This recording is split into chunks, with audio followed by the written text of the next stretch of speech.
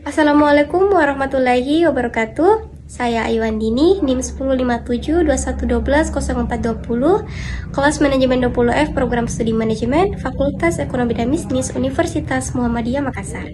Nah, pada kesempatan kali ini saya akan membahas mengenai manajemen operasional. Pernahkah kita berpikir bagaimana sih proses pembuatan alat transportasi, alat elektronik, atau bahkan makanan yang kita konsumsi sehari-hari? Nah, inilah tujuan kita mempelajari manajemen operasional.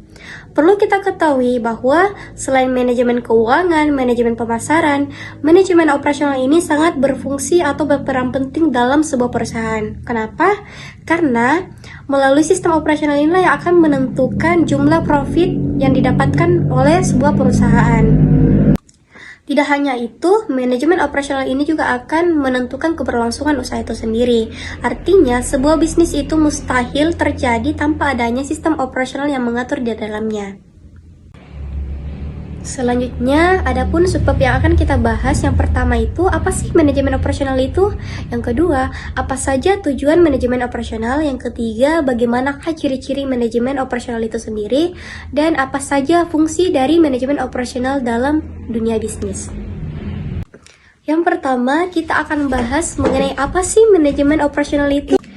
Pengertian manajemen operasional. Menurut J. Hisser dan Bridender menyatakan bahwa manajemen operasional adalah suatu rangkaian atau aktivitas kegiatan yang dapat menghasilkan nilai dalam bentuk barang dan jasa dengan cara mengubah input menjadi output. Nah, dalam manajemen operasional ada struktur kepengurusan yang mesti dibentuk dan dilaksanakan sesuai fungsinya masing-masing. Pimpinan tertinggi dalam sistem itu adalah manajer operasional. Yang kedua, kita akan bahas mengenai apa sih tujuan manajemen operasional itu? Tujuan manajemen operasional.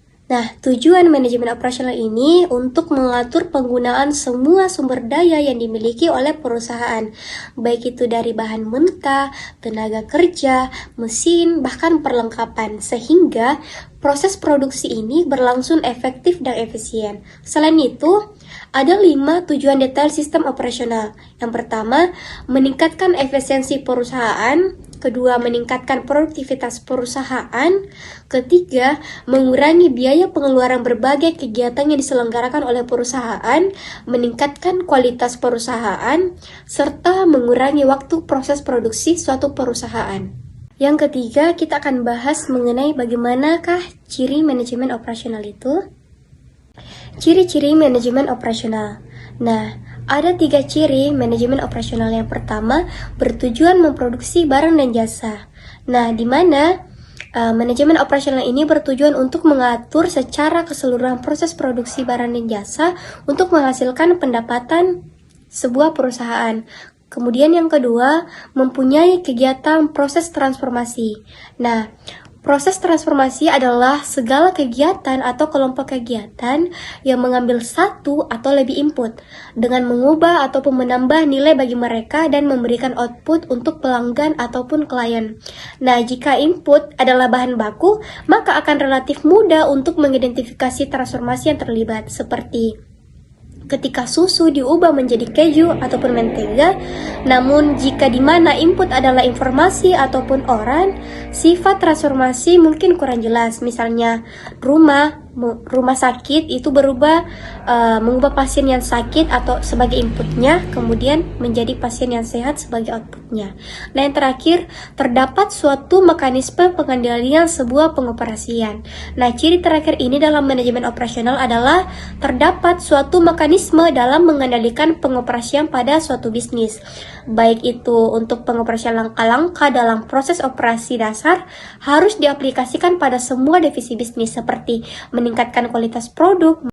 Terakhir, kita akan bahas mengenai apa sih fungsi manajemen operasional pada bisnis itu. Berbicara mengenai fungsi manajemen operasional ada 4. Yang pertama ada namanya planning atau perencanaan, di mana pada tahap ini meliputi semua kegiatan yang diawali dari penentuan barang atau jasa yang akan diproduksi hingga jadwal untuk pemasaran produk, termasuk juga perencanaan penggunaan sumber daya dan fasilitas lainnya untuk menghasilkan suatu produk. Kemudian yang kedua ada organizing atau pengorganisasian. Nah, ini adalah menentukan jumlah dan jenis sumber daya manusia yang diperlukan untuk menjalankan semua kegiatan. Nah, singkatnya sih, manajer operasional ini membentuk struktur individu, grup, atau divisi dalam sebuah subsistem operasional demi meraih tujuan perusahaan itu sendiri.